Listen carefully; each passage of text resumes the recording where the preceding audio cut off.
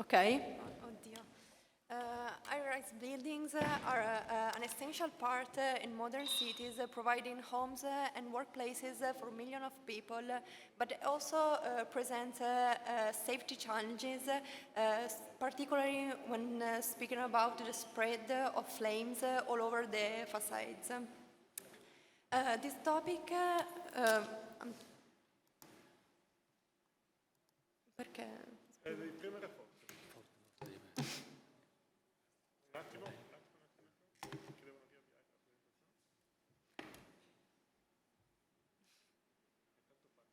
Okay. So this topic only gained attention in the last few decades, as before buildings were made of non-combustible materials.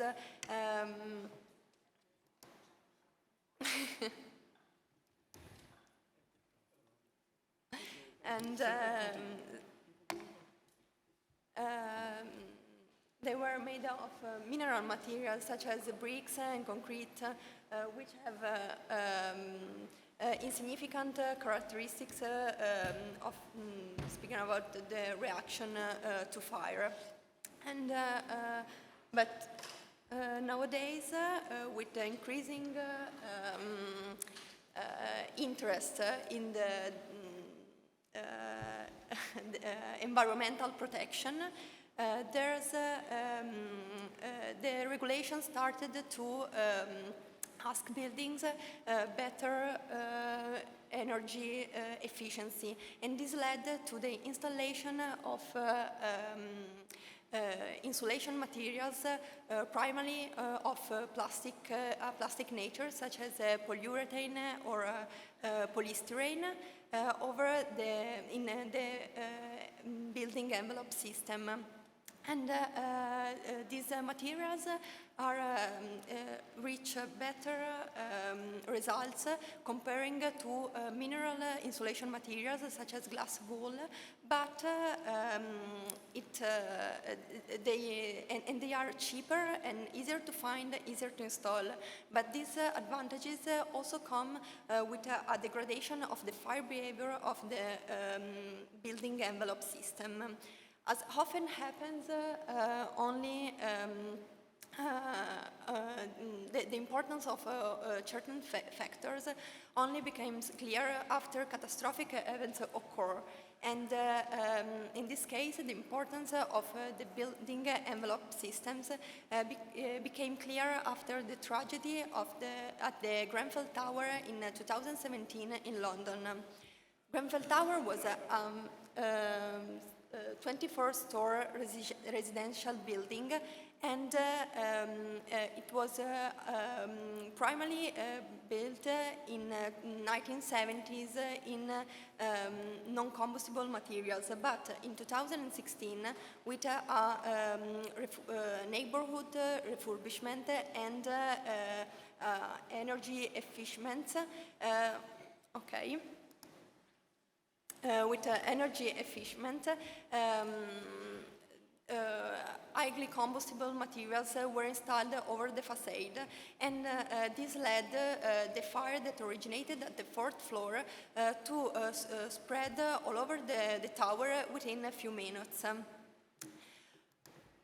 Obviously, an inquiry was conducted, and this pointed out that several factors contributed to worsening the situation, and these were related to the general layout of the tower, to the lack of a specific regulation, and to the material used.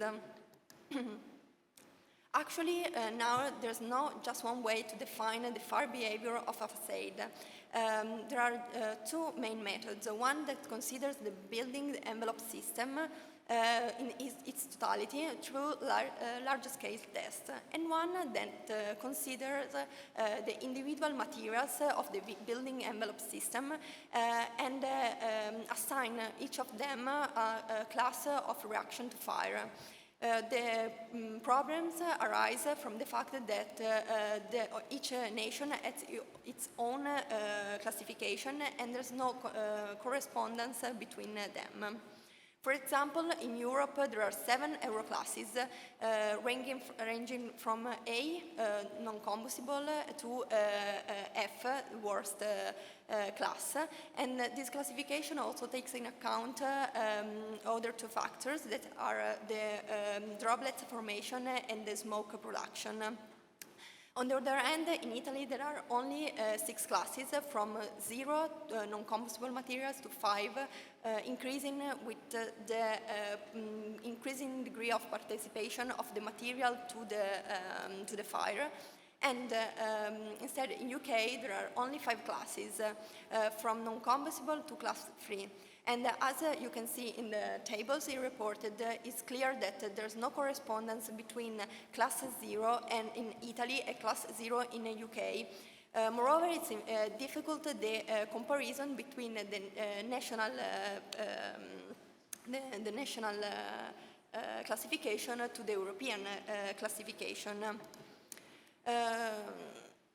In Italy, the fire regulation system is based on a very complex rule system, and that is continuously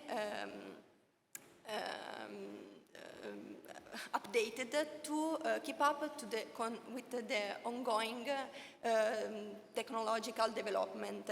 In 2015, with the publication of the Fire Prevention Code, we moved from a prescriptive approach to a performance-based approach. The aim of this publication,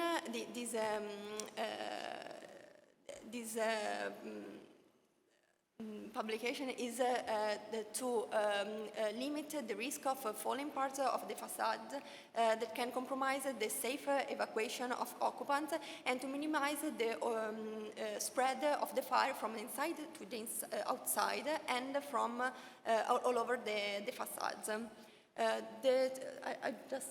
This is the last. Okay. Regulation of 2013 that introduced the important concept of separation bands that are stripes of non-combustible materials with the aim to prevent the propagation of the fire from one compartment to another.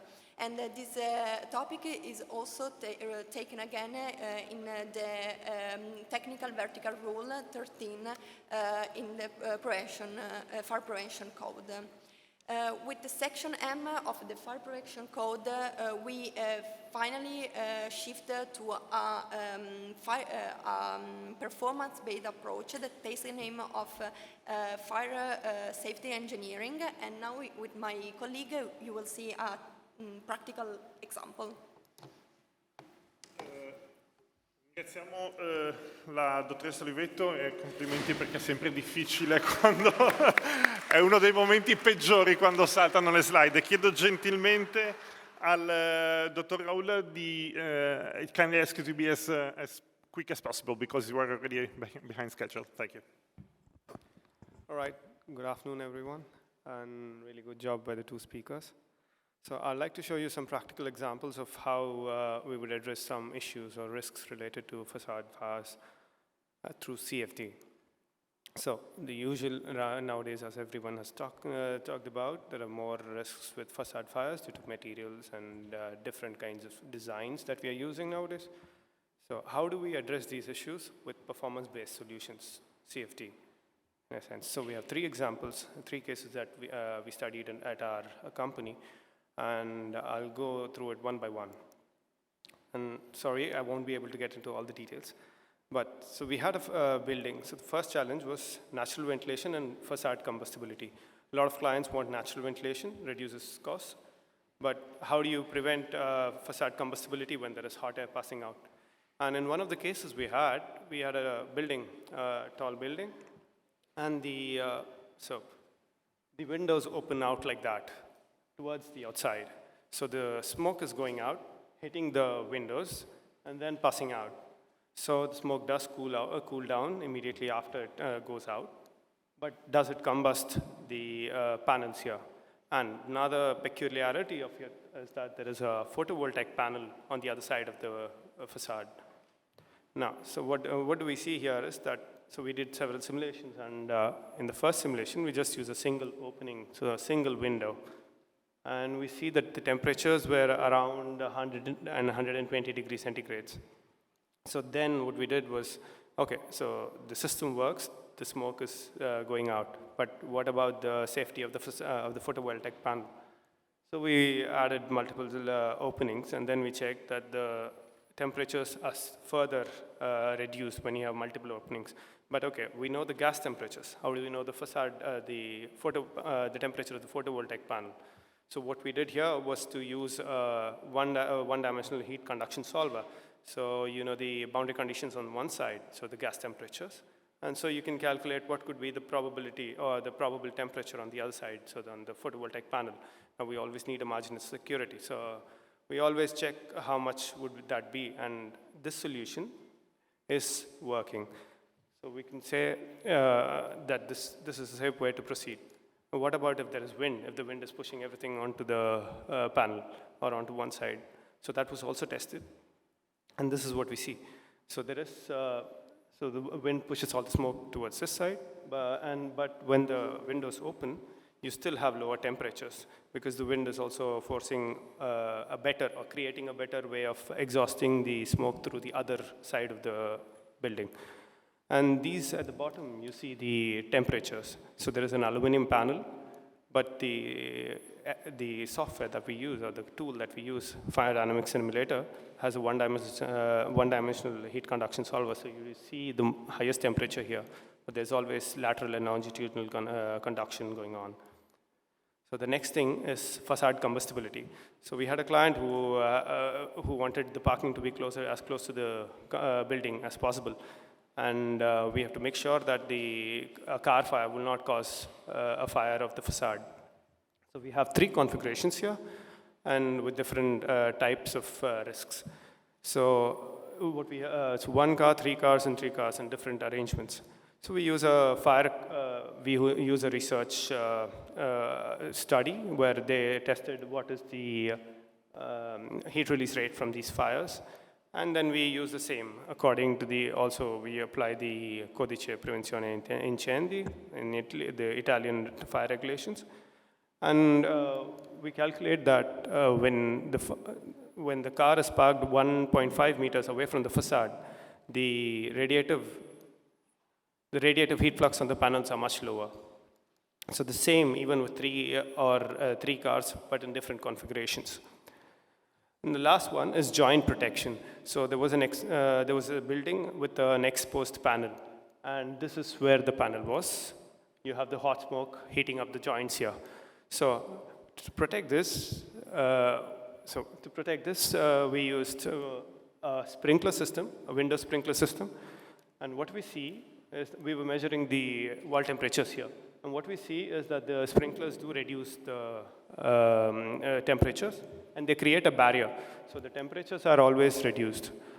So what you see here is the wall temperatures at different positions when there is a sprinkler and when there is not, when we don't use a sprinkler. So that's it in short, as quick as I can. Grazie mille. Thank you so much.